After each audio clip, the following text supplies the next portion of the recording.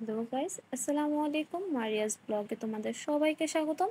আজ আমরা তৈরি করতে যাচ্ছি খুব সহজ এবং মজাদার একটি ডেজার্ট, যেটা আমাদের সবার খুবই পছন্দ, পুডিং। বাসায় অল্প কিছু উপকরণ দিয়ে খুব সহজেই এই সুস্বাদু পুডিংটি তৈরি করা যায়। তো চলো কথা না বাড়িয়ে শুরু করা যাক। আমি একটি পাত্রে চিনি দিয়ে নিচ্ছি 4 চামচ ক্যারামেল তৈরি করার জন্য। সাথে কিছু পানি অ্যাড করে দিচ্ছি।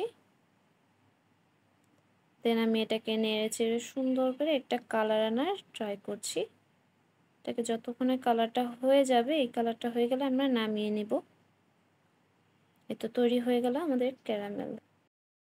এখানে আমি একটি পাত্রে 1 কেজি দুধ নিয়ে নিয়েছি। এটাকে ভালোভাবে জাল করে 1/2 কেজি করে নেব এবং এটাকে 1/2 কেজি হয়ে গেলে আমরা এটাকে ঠান্ডা করতে রেখে দিব।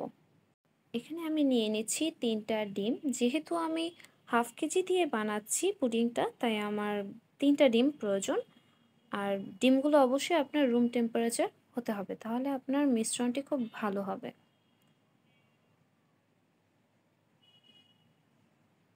এখন এগুলোকে খুব ভালোভাবে আমি মিশিয়ে নিব। দেন এখানে আমি অ্যাড করে দিব 3 চামচ চিনি। এটাকে খুব ভালোভাবে মেশাতে হবে। এবং আমাদের অনেকের হচ্ছে ভ্যানিলা ফ্লেভার পছন্দ হয় না, তো আপনি এখানে হচ্ছে এলাচ গুঁড়ো দিয়ে নিতে পারবেন। তাহলে হচ্ছে আপনার ডিমের যে একটা এক্সট্রা স্মেল থাকে সেটা আর থাকবে না। সাথে আমি কিছু পরিমাণ স্বাদমতো লবণ দিয়ে নিচ্ছি এবং এটাকে খুব ভালোভাবে মিশিয়ে নিচ্ছি। আর ঠান্ডা করতে যে দুধটা রেখে দিয়েছিলাম, ওটা হচ্ছে আমি এখন ডিমের সাথে মিশিয়ে দিচ্ছি।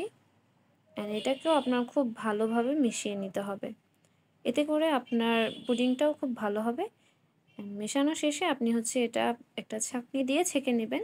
এতে করে হচ্ছে আপনার যে এলাচ গুঁড়োর যে গুঁড়োটা থাকে সেটাও থাকবে না, প্লাস শর্ট যেটা হয় সেটাও হচ্ছে আপনার থাকবে না। এবার একটি পাত্রে আমি পানি দিয়ে নিলাম। এখানে হচ্ছে একটা স্ট্যান্ড বসিয়ে দিয়েছি এবং ওই মিশ্রণটা আমি ক্যারামেলের মধ্যে দিয়ে দিচ্ছি। এবার এটাকে সুন্দর করে ঢেকে আমি পাত্রটির উপর বসিয়ে দিচ্ছি। আর এটা যেন নড়ে না যায়, তাই আমি হচ্ছে এটার ভারী একটা কিছু বসিয়ে দিচ্ছি।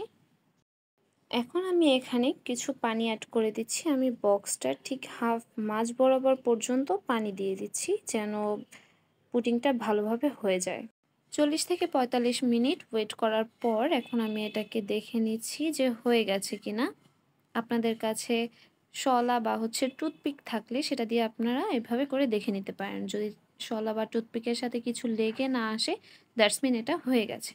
দেন ঠান্ডা করে এটা এভাবে করে কেটে আপনারা সুন্দর করে পরিবেশন করতে পারবেন।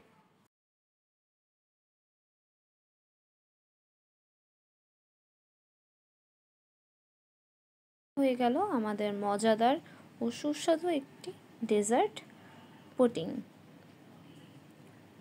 এখানে আমার এটা একটু সাইড দিয়ে নষ্ট হয়ে গেছে। আপনারা হচ্ছে ভালোভাবে ছুরি দিয়ে কেটে উঠাবেন, তাহলে হচ্ছে এটা ঠিক হয়ে যাবে, এটা ভালোভাবে নেমে আসবে। তো গাইজ, এই ছিল আজকের পুডিং রেসিপি। খুবই সহজ আর দারুণ মজাদার। তোমরাও বাসায় বানিয়ে ট্রাই করো, আর কেমন লাগলো জানাতে ভুলবে না। মারিয়াস ব্লগে সবসময় নতুন নতুন রেসিপি আর মজার মজার কন্টেন্ট নিয়ে হাজির হব। তো ততদিন ভালো থাকো, সুস্থ থাকো, আর অবশ্যই আমার চ্যানেলটি সাবস্ক্রাইব করতে ভুলবে না।